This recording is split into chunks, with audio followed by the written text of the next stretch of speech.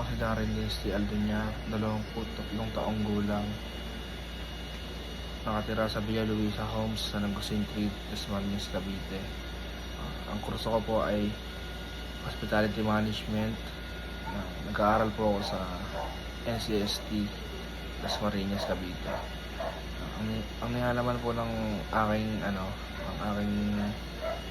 video ay ang masamang dulot ng kape o negatibong dulot ng pagkakape. Alam naman natin na ang pagkakape ay hilig nating mga Pilipino. Ito yung ginagawa nating alam naman natin ng kape, lalo na sa ating mga Pilipino. Ito ang ginagawa nating pagkukunan ng enerhiya. Pagkagising sa umaga, hinahanap yung kape. Tanghali, hapon, gabi, ginagawa ng tubig.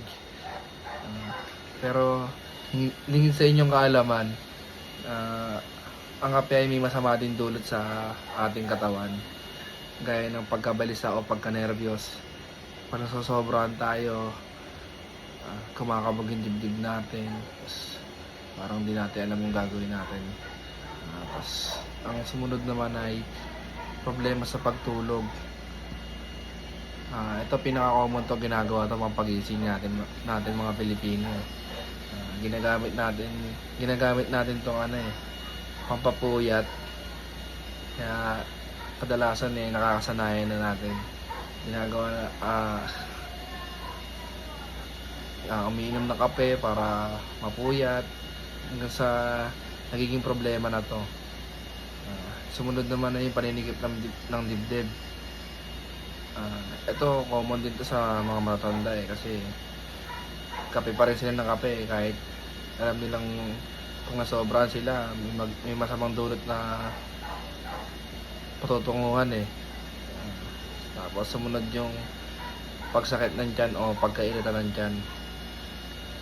Siguro kasi ginagawa ng tubig kaya sumasakit na yung tiyan, tapos kape pa rin ng kape. Sumunod yung pagtaas ng presyon ng dugo. Ito yung lalo na yung mainit na tapos nagkape pa. Para sumasabay siya, kumbaga ba high blood. Yun lang po.